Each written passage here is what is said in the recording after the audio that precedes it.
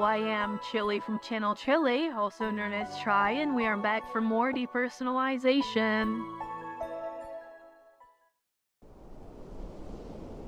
It has been quite a while since I last played, so...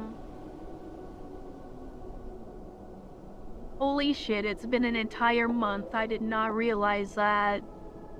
Also, I cursed in the first couple minutes of my video, so now I'm in trouble. Woo. Amon, what a surprise. What are you doing at the library? What's wrong? I also like to read novels from time to time. Is it that strange? The young woman's voice lit up Amon's memory. She seemed to be a friend of Vanessa's named Jenny. Shouldn't you be at the convenience store helping your father at this hour? He gave me a week off. I'm bored. Oh, so have you seen Vanessa? Her chronic illness acted up. She's lying down at home. Is she okay? For now, there are no major problems. Okay.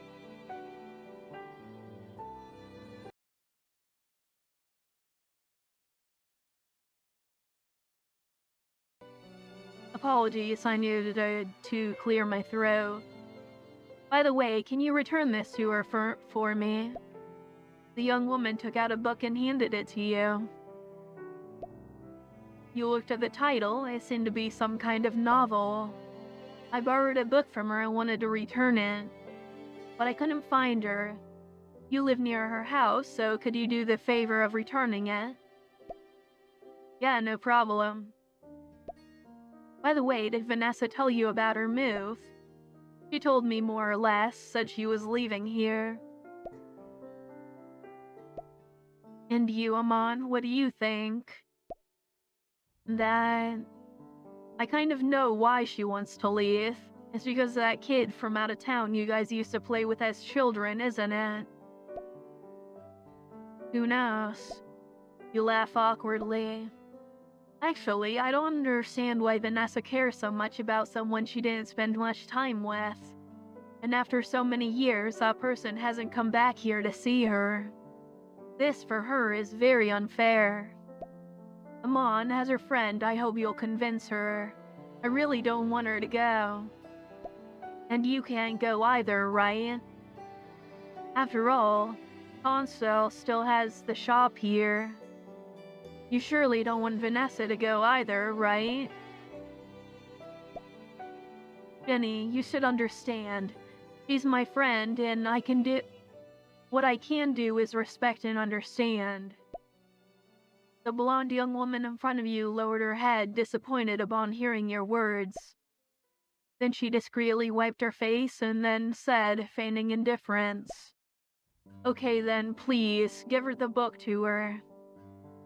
Saying that, she thrust the book into your hands and ran off stumbling. Why does it feel like I'm the bad guy?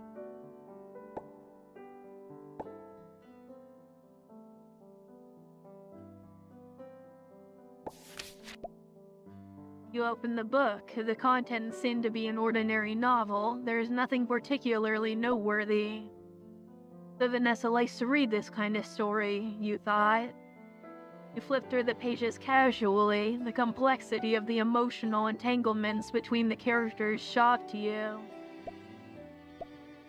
You suddenly discovered there was a small white flower between the pages of the book. You picked it up carefully. It was already pressed flat, the dried flower emitting a fragile rustling sound. This is... The old object awakened your memories. You vaguely remembered that it seemed to be a promise you made with the white-haired girl. Is it okay to leave him on alone? Don't worry, it was surely Consel who dragged him off to work. We can go back later. The boy and girl sitting side by side on the beach, a flock of harmonious seagulls circling above. Watching the splendid glow of the sunset, watching the fiery clouds curl and churn, only makes conversation about a better future seem insignificant in comparison. And now you wish for time to stretch in this moment. She turned her face against the light. The gold outlined her beautiful nose and lips, and the evening breeze danced with her hair. Are you leaving tomorrow?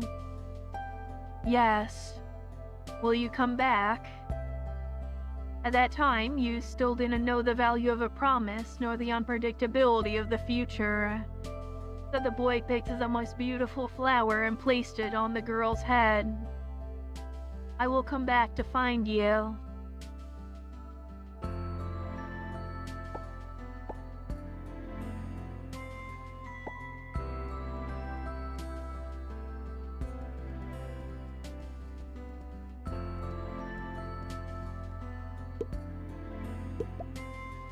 Hello, welcome to the city library.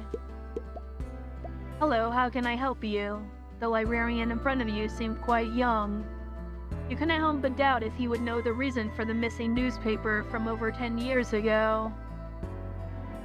Hello, while consulting the newspaper section, I noticed a month of newspapers is missing. Really, I remember the newspapers are all well preserved. The librarian went with you to check the newspaper volumes. You're right, but I recently counted the volumes and they weren't stolen. When did you start working as a librarian? About 8 years ago. It's been a while. Do you know who the previous librarian was? The young librarian showed a look of difficulty. You got me there. I was hired by the government and assigned here. No one handed over the position to me, so I don't know who the previous librarian was. Looks like I'll have to start somewhere else. I'm on the shipwreck, the huge funding from the church, the missing newspapers from 15 years ago. More and more mysteries hang over you, preventing you from seeing the true face of this monster that is Arnon.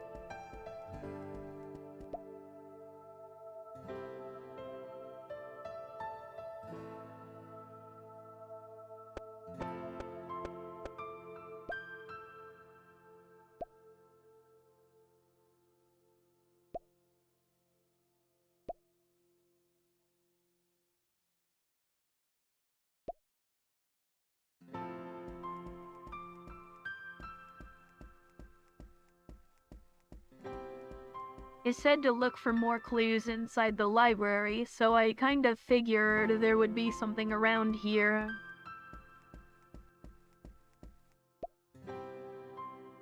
You look at the annual inspection records for the fire equipment on the wall.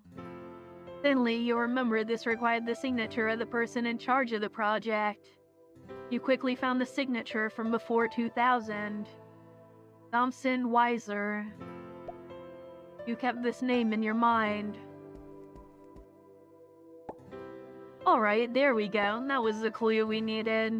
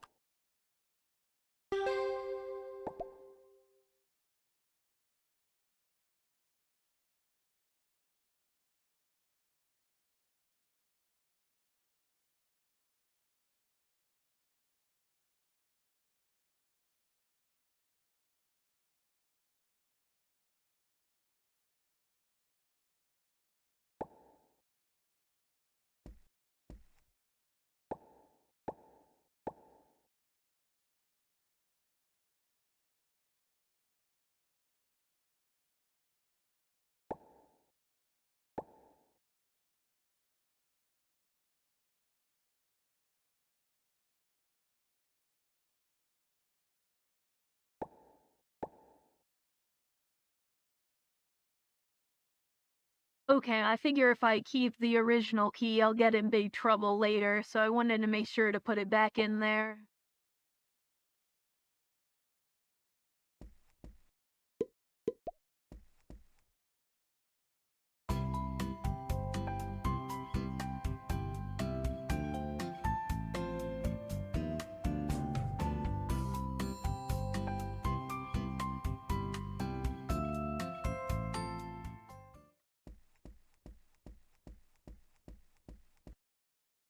Just want to do one more quick check around before we move onward.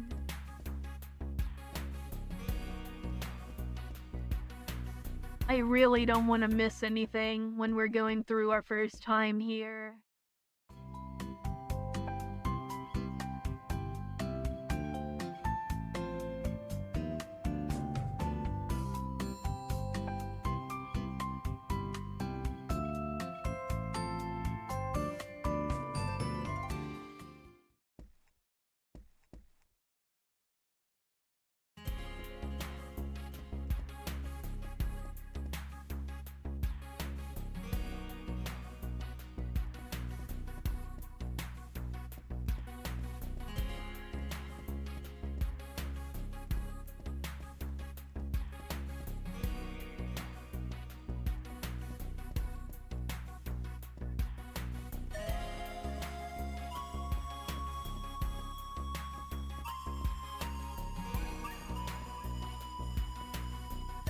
Just do one quick run around here.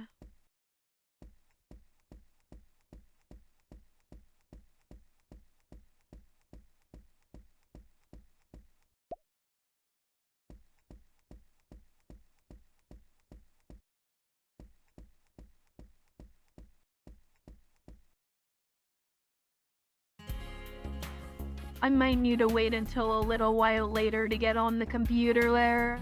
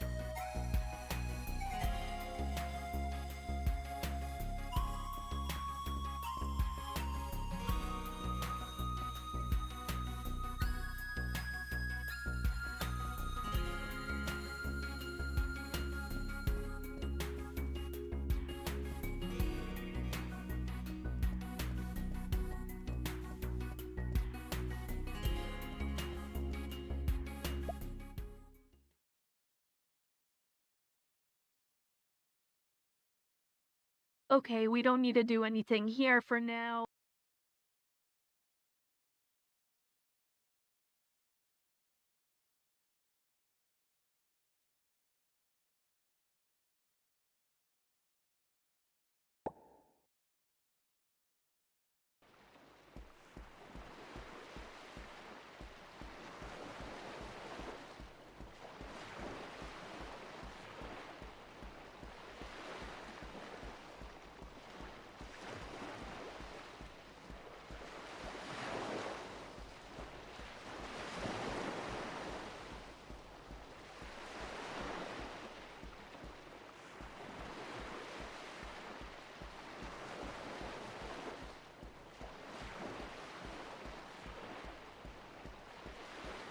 Alright, let me check my quest log one more time.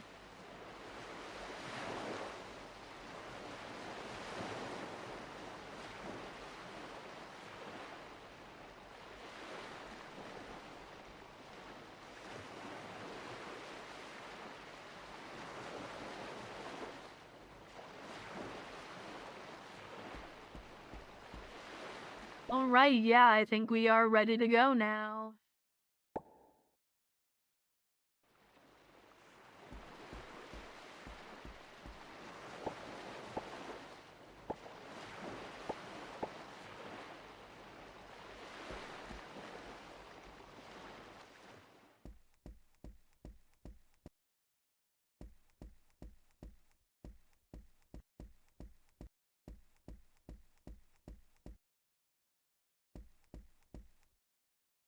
I'm worried if I try to do the thing in the basement, I'll just die again, so we're not going to do that right now.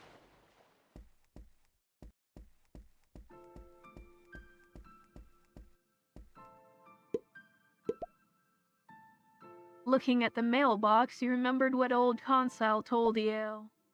Doesn't matter, I'll look first.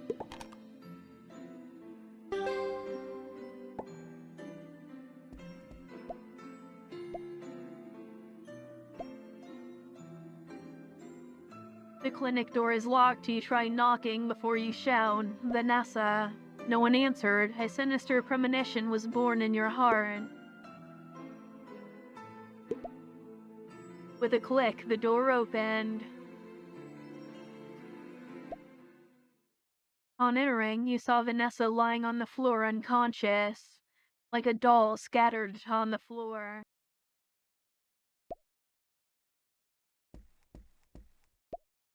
Vanessa. You quickly ran to her side to observe her condition. The young woman didn't respond, her eyes tightly closed.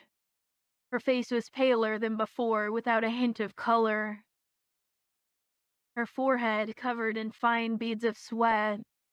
"Vanessa, can you hear me? Wake up." You called her nervously, lightly tapping her cheek, trying to awaken her consciousness. But she remained motionless, as if in a deep dream from which she couldn't wake up. You looked around, searching for a possible cause. Suddenly, your gaze landed on her arm, already with a tourniquet. On the table, there was a syringe and a small bottle of medicine. You understood. Clearly, she came home to inject the treatment medicine, but fainted in the middle of it. You held her by the waist and placed her on the bed, picking up the syringe and prepared to treat her.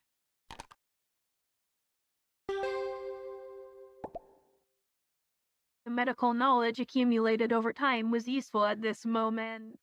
You disinfected the back of her hand with alcohol-soaked cotton, the syringe needle trembling slightly in your hand. But you gritted your teeth, steadied yourself, and slowly inserted the needle precisely into the vein on the back of her hand.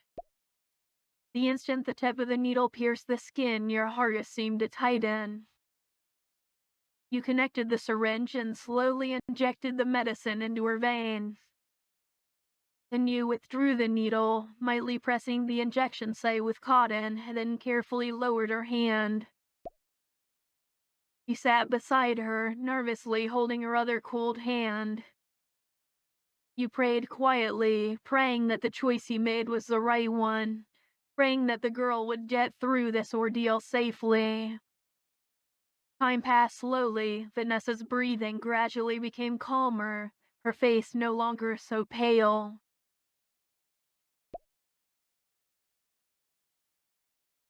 Why is Dr. Valen taking so long to come back from his house call? He surely knows Vanessa's illness better than I do.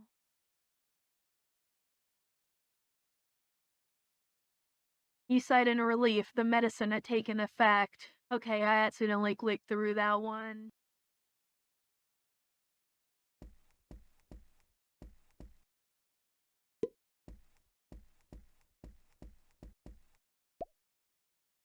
Your gaze landed on the recently used ampule on the table. You picked it up, carefully examining the label, wanting to confirm the name of the medicine just in case. However, you frowned. There was no clear name of the medicine, just a series of characters that looked like a special marking, as if it were some kind of code. A hint of doubt arose in your heart, your brow furrowed.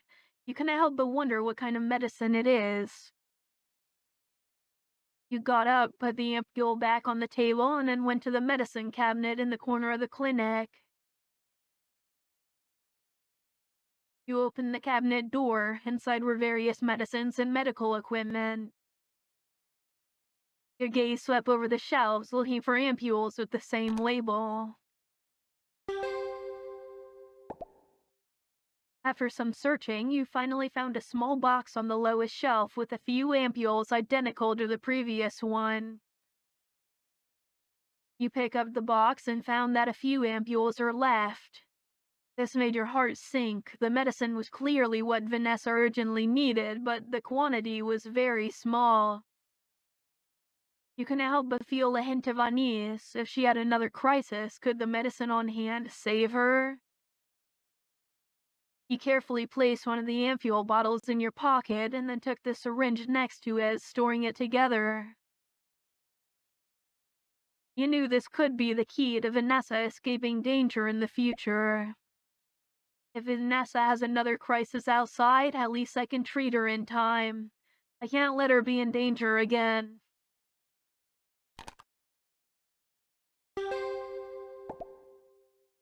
At this moment, you suddenly discovered the medicine bottle with the name of the lady at the door. You thought for a moment and decided to take it to her. After all, it wouldn't be good to delay someone's treatment.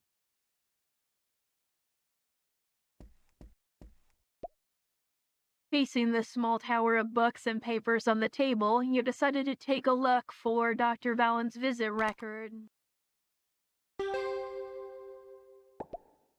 It didn't take long and you found that record.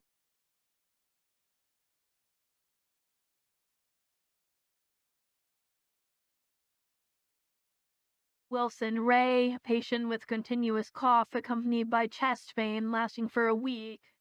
Hoarse voice, slightly elevated temperature. Preliminary diagnosis of acute bronchitis. Recommended rest, avoid contact with smoke and dust. Prescribed antibiotics and antitussives with instructions for use.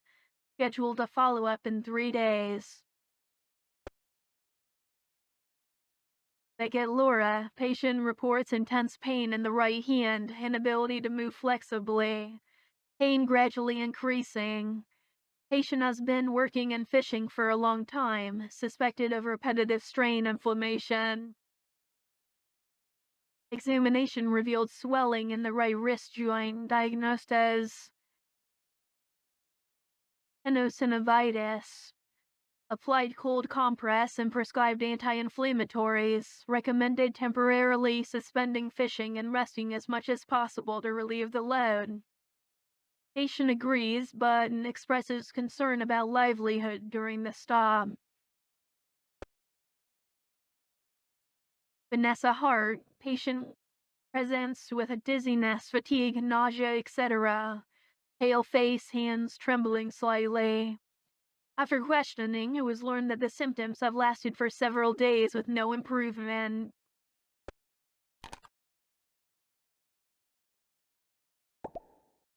It seems the previous visit records have nothing abnormal.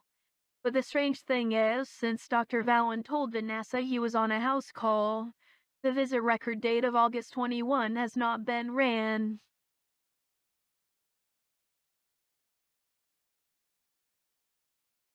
Vanessa, you're awake.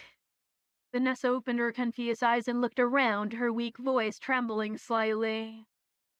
Where am I? Vanessa shook her head with effort, trying to compose herself. Then with difficulty she propped herself up to sit, looking extremely weak. Seeing this, you rushed to support her. When I came in, I saw you lying on the floor. You must have fainted while giving yourself the injection. Vanessa frowned slightly, as if trying to remember. Then she nodded lightly, forcing a smile for you. So that's what happened. Thank you. You got up, went to the other side of the room, took the kettle from the table, poured a glass of warm water, and gently handed it to Vanessa. Vanessa took the glass of water, holding it with both hands. Her small, cold hands felt the warmth of the water brought her. Don't worry, Amon. I'll rest a bit and then I'll be fine. You got hurt today too. You should rest well too. She paused, her eyes filled with a certain hope. My dad should be back soon. He'll solve everything. Looking at the girl's strong expression, every word she uttered seemed like an effort. And yes, she was trying to comfort you, to put you at ease. However, you knew that Dr. Vallen hadn't left a single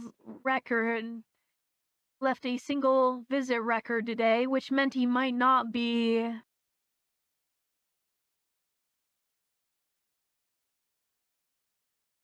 You didn't tell Vanessa this fact. She was too weak now. You couldn't let this increase her worry. You sat silently by the bed, gently holding Vanessa's hand, feeling her cold fingers tremble slightly in your palm. You squeezed her hand tightly as if, "You don't need to worry about me. Rest well. When Dr. Valen comes back, everything will be fine."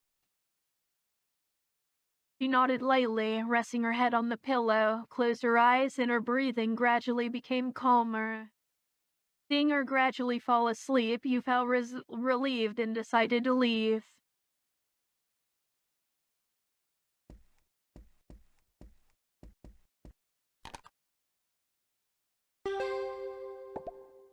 Suddenly, an idea came to your mind. You reached your hand under the table to feel around. Your nail scratched a square slit. A strange feeling still urged you to continue the treasure hunt. You pressed the imaginary secret compartment button.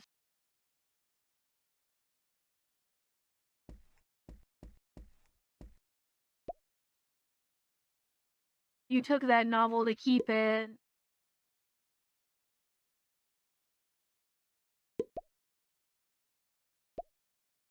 Suddenly, you had an idea. You took a pen and paper, wrote the following sentence, and then placed it between the pages of the book. "I'm back, Vanessa."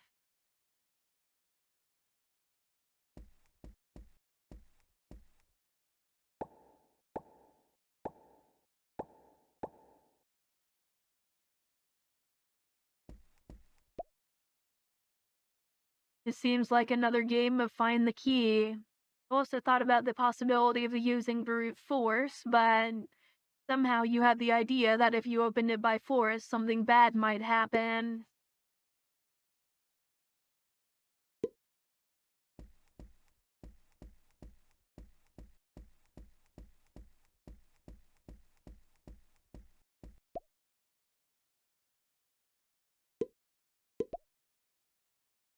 You tried to use brute force to enter the password, but you obviously didn't know the length of the password.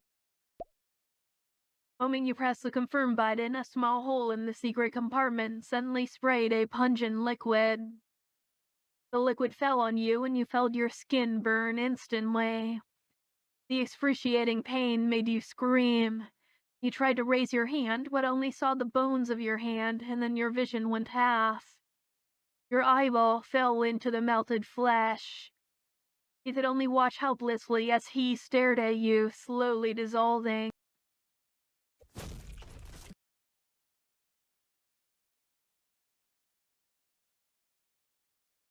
Alright, well, not exactly what I expected, but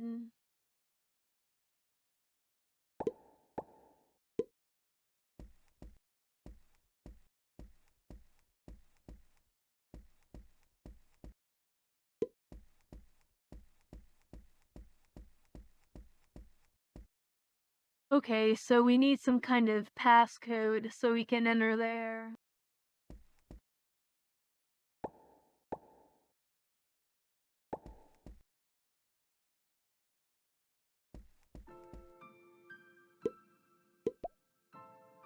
"Ma'am, see if this is the medicine you want."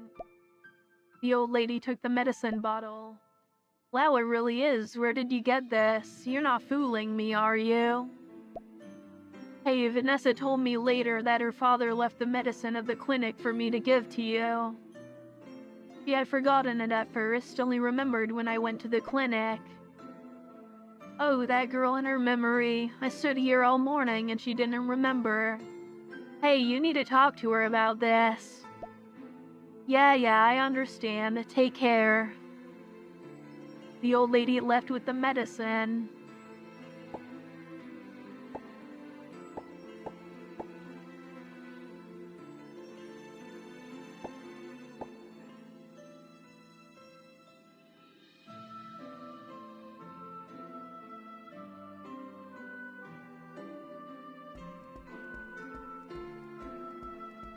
Alright, and I think we should be good to sleep through the night now.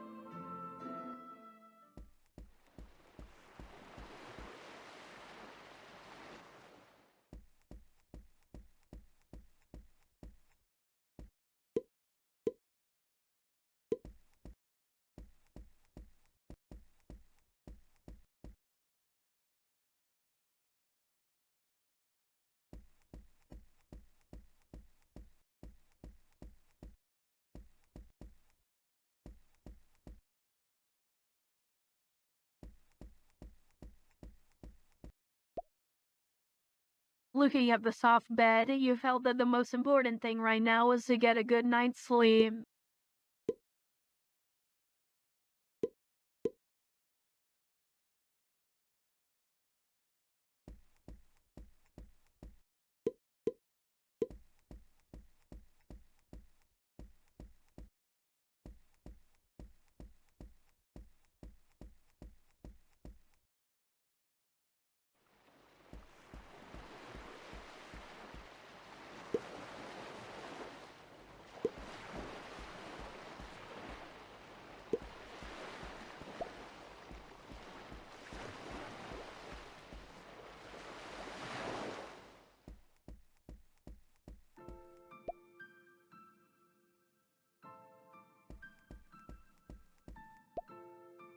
Vanessa, shouldn't you be laying in bed? How did you get out?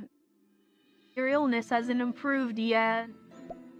No, my illness isn't important right now. My father's been missing for 2 days. Normally, he would never be away from home for so long. Calm down, Vanessa. Maybe the patient this time is complicated and needs your father to stay. No, absolutely impossible. She shook her head desperately and then, as if pleading, said to you, "You have to believe me, he would never be away from home for so long. Even if he didn't come back, he would definitely call, but so far there's no news. My father is definitely in trouble." Seeing Vanessa struggling to stand, he really didn't feel safe letting her go out. "Vanessa, calm down first. I'll go to look for him and call the police." But after much persuasion, you finally convinced Vanessa to stay at home. I'm counting on you.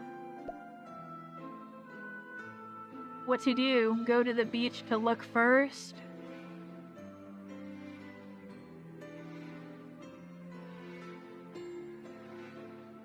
I'm going to go look for him on the mountain. You go to yesterday's beach. The way the search will go faster, yes? And call the police. Call the police.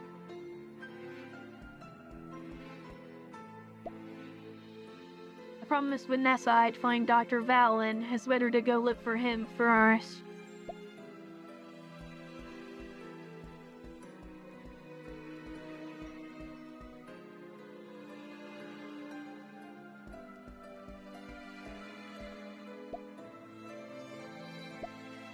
Hey, it's you. Don't run. You grab the beggar in front of you. Help, don't kill me.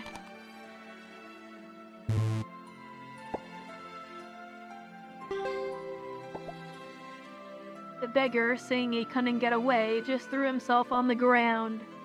Laying dead won't work. Like being cryptic, here's a question. Do I shoot you or not? No, I'll give you something good. Great king, spare me, spare me. Why does he call me king? He's really crazy. Or is Amon some king? As you think about what he meant, the beggar took a flashbang from his clothes.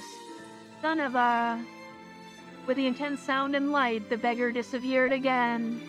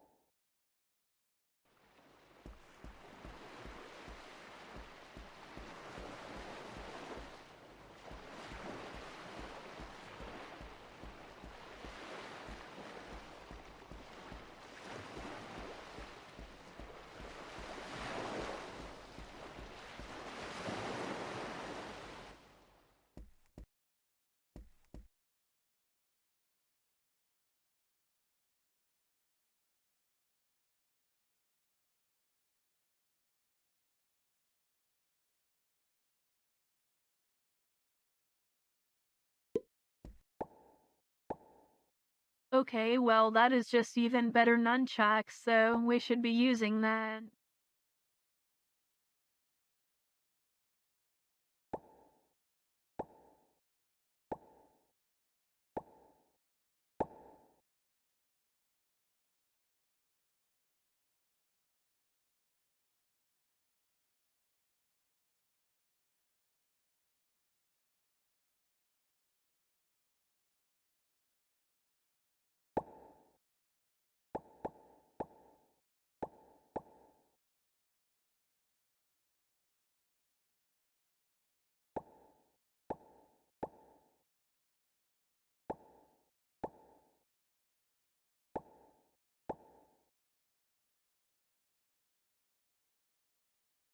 What the heck is agility? Is that supposed to be dexterity or something?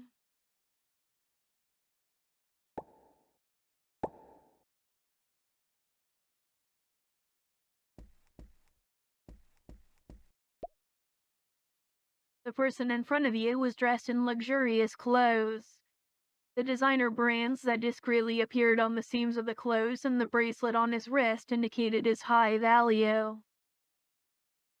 With sadness was stamped on his face.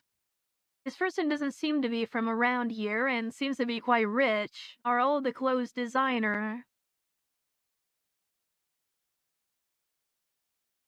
At that moment, you saw the hotel's receptionist approach.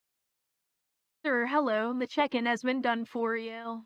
Your luggage has already been taken upstairs. This is your room card. The man took the card with displeasure and put it in his pocket. What a complicated hotel this is. I only checked out for half a day and I can't renew directly. Sorry, sir, we're just following the rules. How about this? Since you had a long-term stay, we can give you a discount. Do you think I need that little bit of money? No, sorry, sir. I'm very sorry. No, it's not my intention. The man waved his hand, tired, dismissing the receptionist. What the hell is going on? Originally, I could have left this crappy place today. Seems we're going to take that ship to leave today, right? I can only say that you were very lucky not to have boarded. The man raised his head and glanced at you. You are just a local. A little while ago, I was on the edge of the ship and saw it explode personally. That scene. Well, what you said has some truth to it, but now I don't know when I'll be able to leave here. From your appearance, you don't seem to be an ordinary person. Did you come to our small city for work? I came here to discuss some projects. Originally, I'd been here for over 2 weeks and should have left. What projects can be discussed in our small city? But speaking of projects, are you interested in large supermarkets? The shop here has an expansion idea. No, my company is in an infrastructure construction. I came to discuss the construction of a tunnel with your mayor. That one north of you. Your current tunnel is very rudimentary. It's far from meeting the standards for vehicle traffic. If a new one isn't built, I'm afraid that one day, when driving through, it will collapse. That's a very big project. It will cost a lot of money. Now that the ship is gone, I think the mayor doesn't have that much money. The man, upon hearing this, smiled and shook his head. How so? You really think this little town's budget can buy that ship? What do you mean by that? But the man stopped talking, smiled, and stood up. We've talked enough. I have to go. How annoying. I hope you fall on your face soon.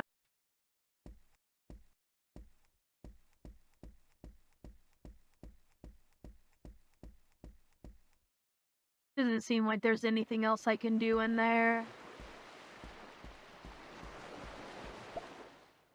You found the young woman again on the beach. The melody of the guitar was soft. She was still playing the same song you heard yesterday.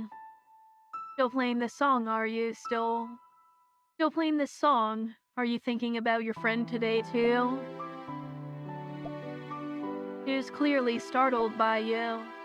Excuse me, do we know each other? What are you talking about? Didn't we meet yesterday near the fountain? Excuse me, I wasn't at the square yesterday.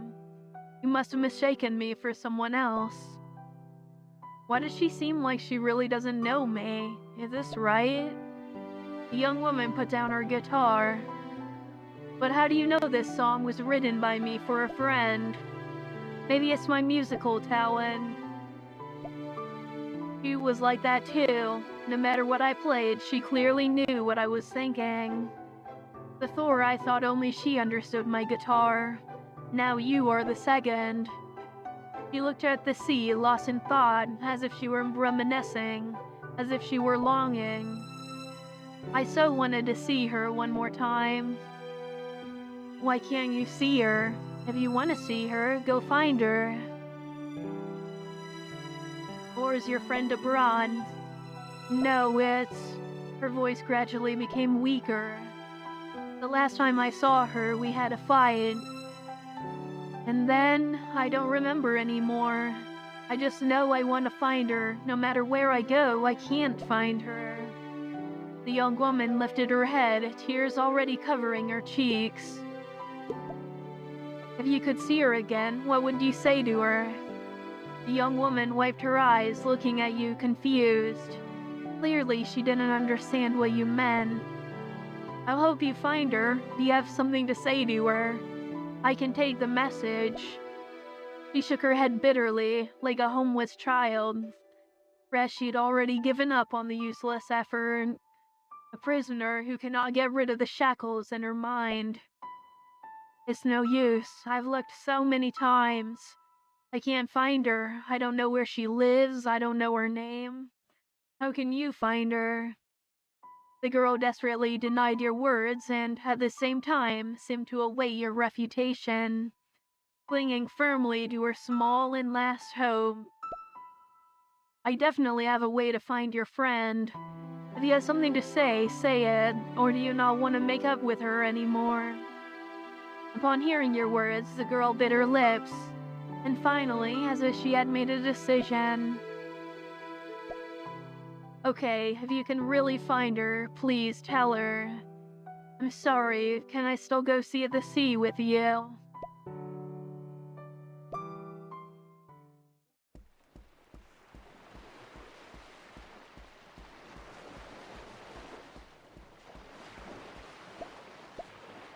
Hello. Aren't you the witness from that day? The one who climbed onto the ship on his own? Yeah, that's me. I wanted to ask you something. Have you seen Dr. Vallon? Dr. Vallon? Oh, you mean the old man who has a clinic on Iris Street? Now that you mention it, earlier during questioning, someone said they saw him yesterday at the pier. Upon hearing this, you couldn't help but be confused. Doesn't that mean he was there when the cargo ship crashed yesterday? But I don't remember seeing him.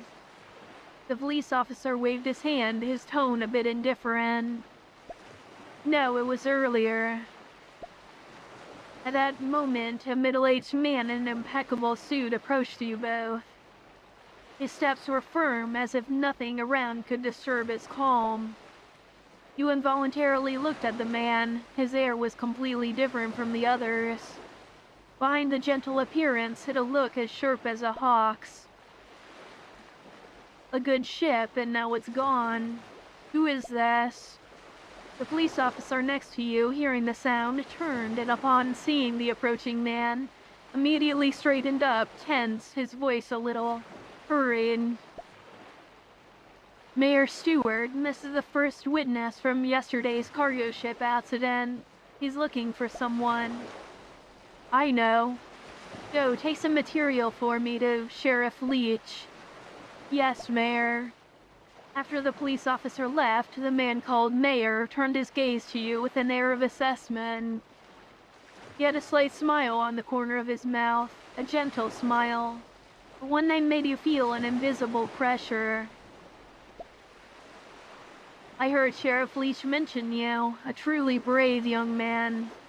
After all, most people's first reaction upon seeing a ship explode in front of them would be to run away, not stay. His tone seemed complimentary, but you could feel the hidden question. The gentle appearance hid a sharpness, like a coiled venomous snake ready to strike a deadly blow. Most mayors, when their ship explodes, would do everything to save their own skin, wouldn't they? Hearing the unexpected response, there was not much change on Stewart's face. What an interesting conversational style I'm on. It seems old Consul has a very different way of raising his son. But I must tell you, the ship was financed by the church. The government didn't invest much. Strictly speaking, the loss of the ship cannot be attributed to me. If anyone has to worry about it, it will be Father Naya. Stuart's response seemed to be clarifying your doubts, but you could tell he has no need to explain, and his gaze was more like that of someone looking at a somewhat paranoid conspiracy theorist. You understood in your mind that he didn't seem to care about the truth behind the accident. Or maybe he knew more than you, but deliberately didn't point it out. So that's it.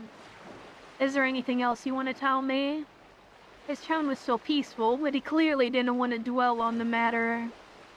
By the way, Mr. Mayor, have you seen Dr. Valen? Valen? I haven't seen him. Why? His daughter told me that Dr. Valen has been missing for more than a day. What a pity. I really haven't seen him.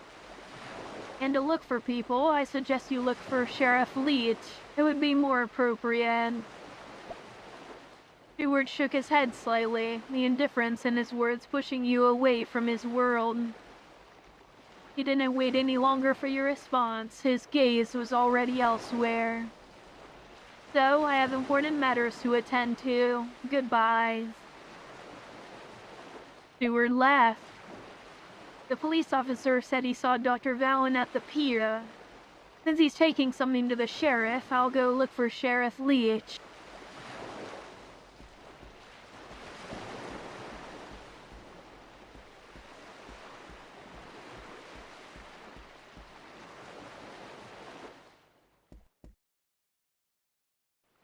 I don't know why. Sometimes I can interact with people and sometimes I can't.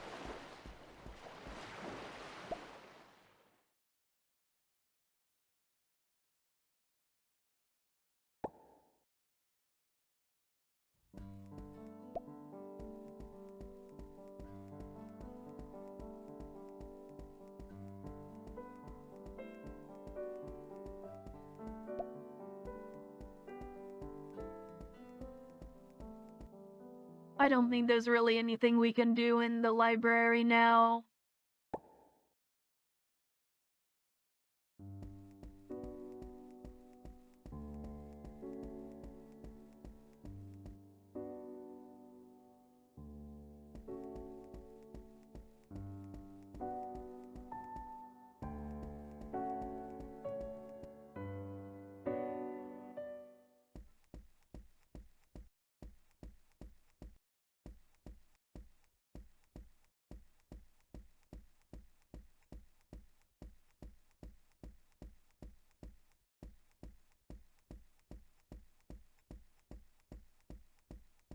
Really, I can do nothing at the church either.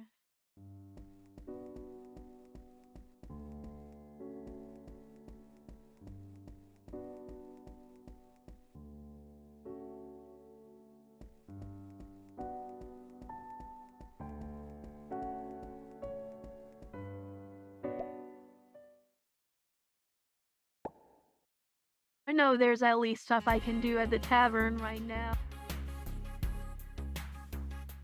You saw 3 suspicious-looking people enter the tavern. Your intuition told you something bad might happen.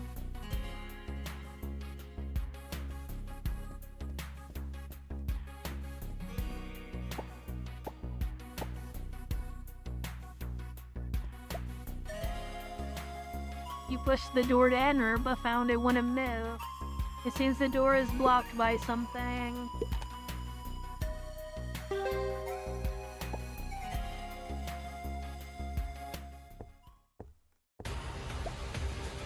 Upon entering, you saw a wounded Chylli leaning against the counter. 3 burly figures surrounded him. Hey, weren't you all tough? Try being tough again for me to see. Saying that, the burly man raised his shotgun and butt-stroked Chylli, knocking him to the ground, and then stomped hard on his face with his boot. Just an old gangster with a bit of a past, and now you're not even that. Just a broke bar owner. Ivanko, even a rat like you can be so arrogant nowadays. Chylli's sarcasm made the man boil with rage, and he gave another kick to Jalene's mouth. Son of a bitch, if I don't bust your mouth with my gun, my name's not Ivanko. Boss, it looks like the other one arrived. Ivanko, upon hearing this, turned around. Young man, I give you a chance. You can still crawl out the door. Ivanko, seeing the situation, smiled and stubbed out a cigarette on the blood in the counter. Son of a bitch, does no one fear death nowadays? Okay then, I'll send you to the other world.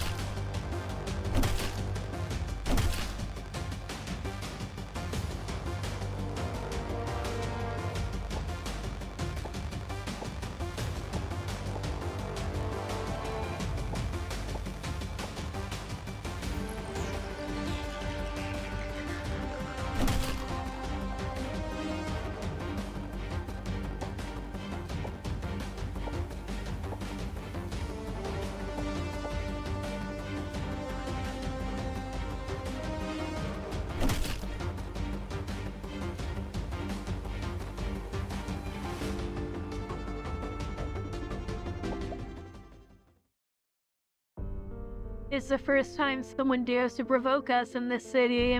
Just you wait. Saying this, Devonko and his 2 men fled. The tavern returned to its usual light, the air filled with a mixed smell of tobacco and alcohol. A few overturned chairs were put back, and the scattered glass shards had already been cleaned up. Celine was behind the counter with a relaxed and tired smile on his face. Celine sighed. I didn't expect revenge to come so quickly. Seriously, do these people not hold a grudge for the next day? As you were talking, the tavern door opened. Amon, what's going on? Why are you hurt again? Calm down, Conso. Amon just helped me a little. Calm down. My son almost died on the cargo ship yesterday, and today he almost died here with you, and you ask me to calm down. Consal roared, and you quickly approached to explain what happened. After explaining, Tolene had already served a drink for each of you. Anyway, Amon helped me today. I, Tolene, am not the ungrateful type. How about this? Today your consumption for you two at the bar is on me. I'll buy you a drink as a thank you. Celine, although we've temporarily repelled those thugs, it seems they'll probably come back to cause trouble, right? Have you thought about what to do next? Celine shrugged indifferently, a carefree smile on his face. Relax, today they just had more numbers, so I wasn't prepared. Besides, I still have a few tricks up my sleeve. He lightly swirled the glass in his hand, the ice in the drink making a pleasant sound with the movement. I can't just close the tavern and run away because of this little problem, right? I don't get scared that easily. I heard the local mafia and the mayor have some connection. You're not worried they have someone behind them? If Stewart were really the protector of the mafia here, I, on the contrary, wouldn't worry. The guy only has eyes for money. He doesn't care about anything else. He still relies on the taxes I pay the city every month. If the citizens become poor and the merchants flee, who will he get his money from? From what you say, it seems you know the mayor well. Celine's attitude toward the mayor seemed somewhat subtle, which made you curious about the relationship between them.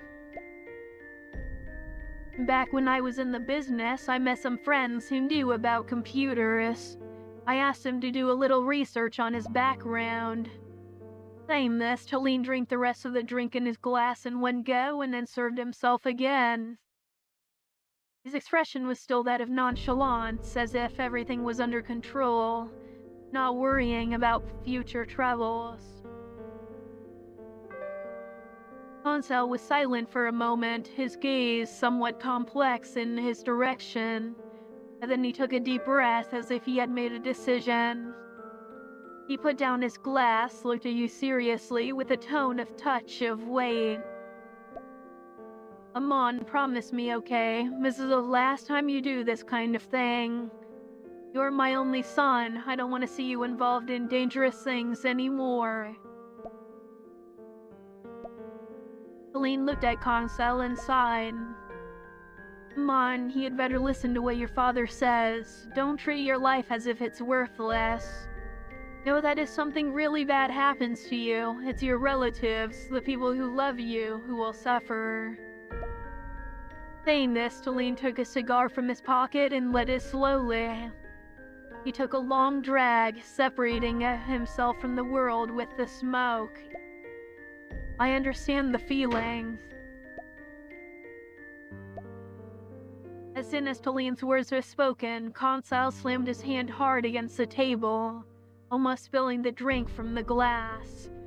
His face contorted with anger, his eyes burning with a repressed fury and pain. Hansel gritted his teeth, his voice almost coming through them. What do you understand? The alcohol burned in his veins, making Hansel's emotions even more intense. His hands gripped the edge of the table as if he wanted to vent this trapped force. Your family dead before your eyes and you helpless? How could you understand? How would you understand? Chylli was not angered by Hansel's rage. By watching him in silence, the tip of the cigar glowing and fading with his breath. 15 years ago, my good friend's family, they all died in this little town. Died in the Arnhem riot. Riot? There was a riot here?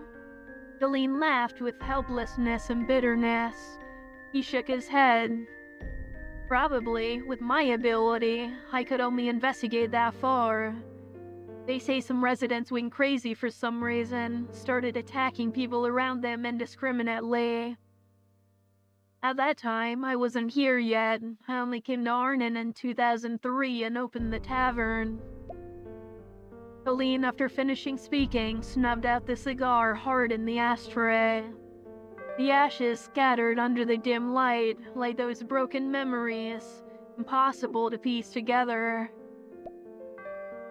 More than 10 years have passed. The incident happened a long time ago. Many clues have been lost. It's not easy to investigate. How is it not easy to investigate? Many of the residents from the time should still live in this little town.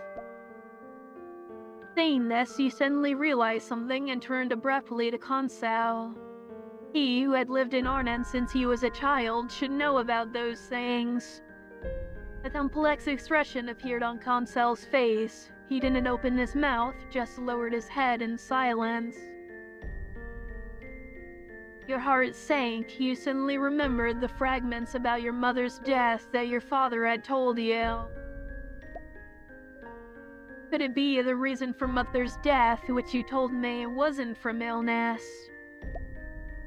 Hansel's body trembled slightly, as if he had been hit by something. He covered his face with his hands, shaking his head helplessly. Madmen, they all went mad. That night I just came back a little later and they took Lisa. His fingers gripped his hair tightly, his whole body suffering from this enormous pain and guilt. The pain came on strong, as if it would drown him completely. Hansel was no longer in control of himself. He bent over sharply and vomited in agony. He's drunk. Come on, take him home. Elaine didn't look at you. He raised his head and looked at the tavern ceiling. You couldn't guess what he was thinking at that moment. You took Hansel back to the convenience store.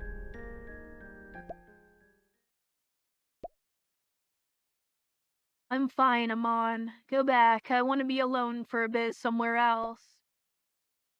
The old man, who had just vented with all his strength, had now such a low voice, as if the things he had painstakingly accumulated over the years had crumbled away.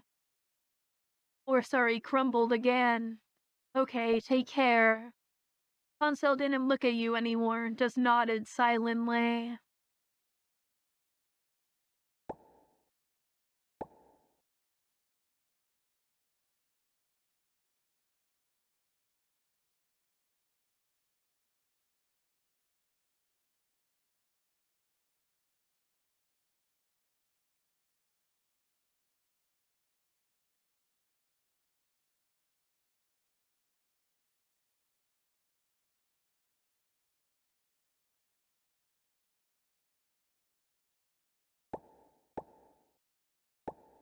Alright, well, that is where I'm going to end it for today's video.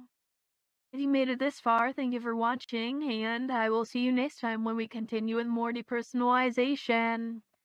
Until then, bye!